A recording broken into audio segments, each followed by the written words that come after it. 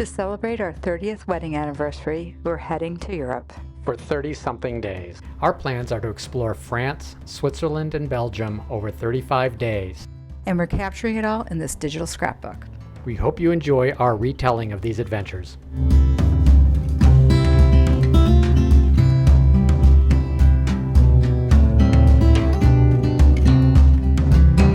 In this episode, we'll be saying goodbye to Zurich and sharing what we've learned about Swiss history, which I have found to be fascinating. But first, coffee and a little bit of breakfast. We got into a nice routine in Zurich at the Airbnb. Every morning we would have some fresh bread and jam and our coffee and usually some orange juice or some sort of juice. So it was great. We loved our little breakfast nook.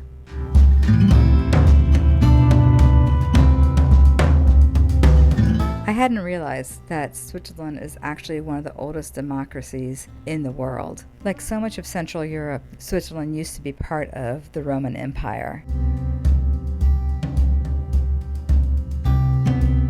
We're heading towards Lindenhof, which is the site of an old Roman castle that used to overlook Zurich. The ruins of the original castle are no longer there, but it is now a beautiful park with an amazing overlook.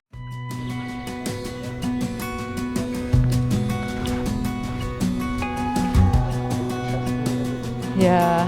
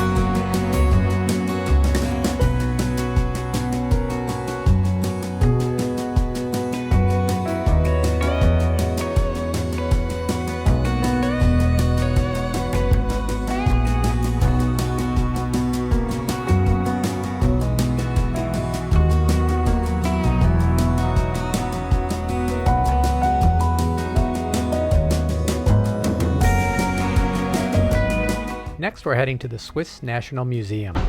I think that's it right there.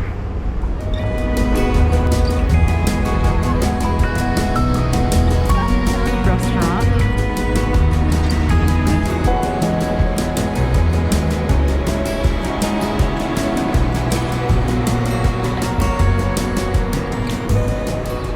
This place was cool. Almost all of the signs were in 3 languages, French, German, and English. One of the first things that we learned in the museum is that Switzerland has been a confederacy since the 1300s.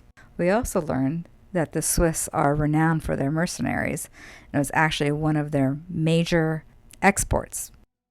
The Swiss were so formidable in battle that it got the attention of every European monarch, and they wanted their own Swiss guards to help protect them. So in the end, nobody messed with the Swiss because they all wanted them on their team.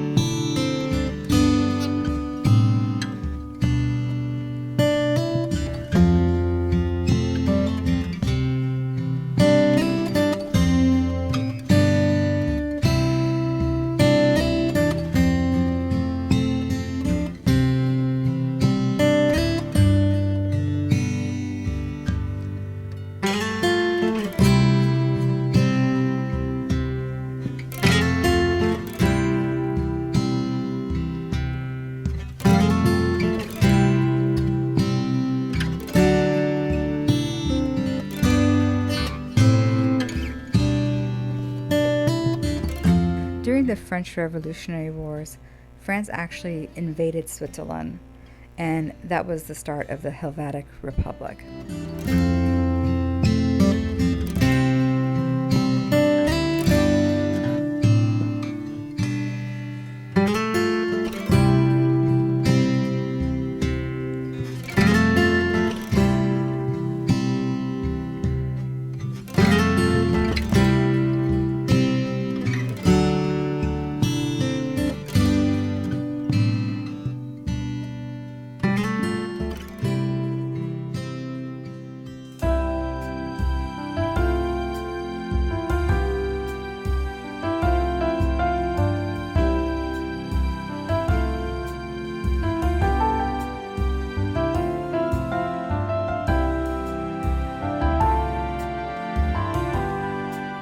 I think most people are familiar with Switzerland's famous armed neutrality stance. That goes back all the way to the Middle Ages, and of course it served them in both the World Wars.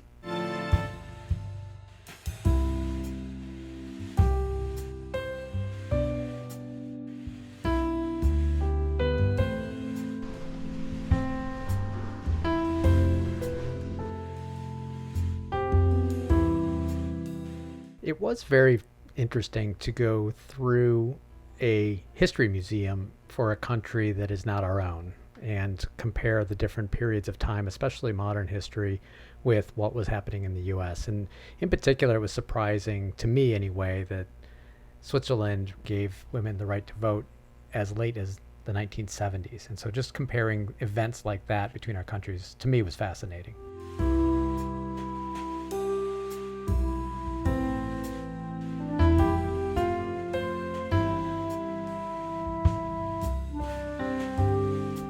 Now we're off to see KunsthausZürich, which is one of the art museums in Zurich.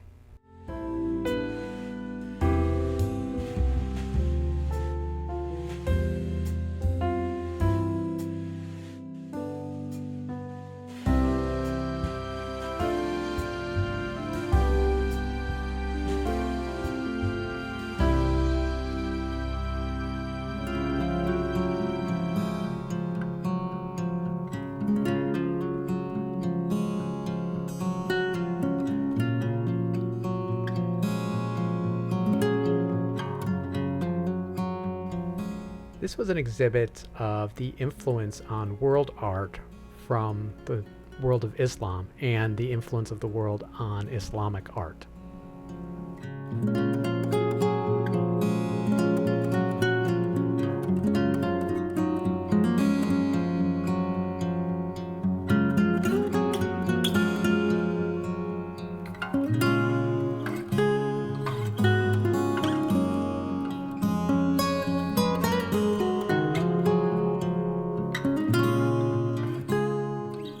We finished the day by grabbing dinner at a restaurant not far from the Airbnb. Tell your story. Yeah.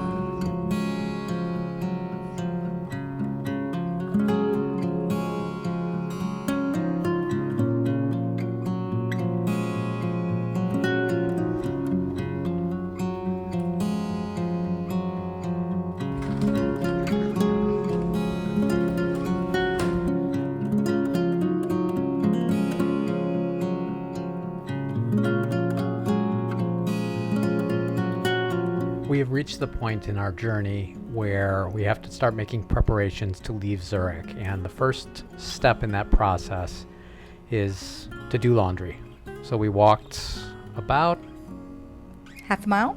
between half mile and a mile to the nearest laundromat. Something to be aware of with Switzerland in general is they don't seem to have a lot of laundromats. They tend to have more laundry service. So we were happy to find this laundromat and get our laundry done.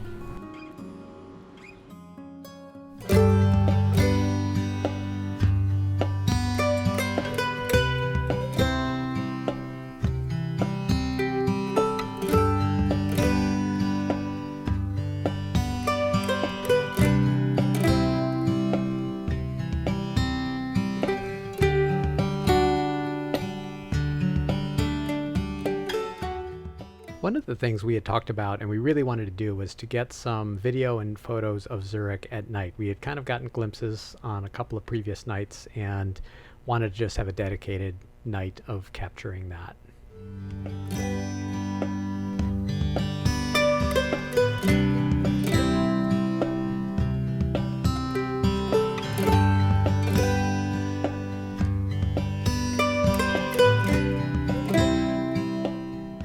Well, I think it's clear we had a fantastic time in Zurich and absolutely loved our stay here. But I'm also very excited for the next phase of our journey. We're heading to the Swiss Alps. Yeah, come along with us and let us know what you think.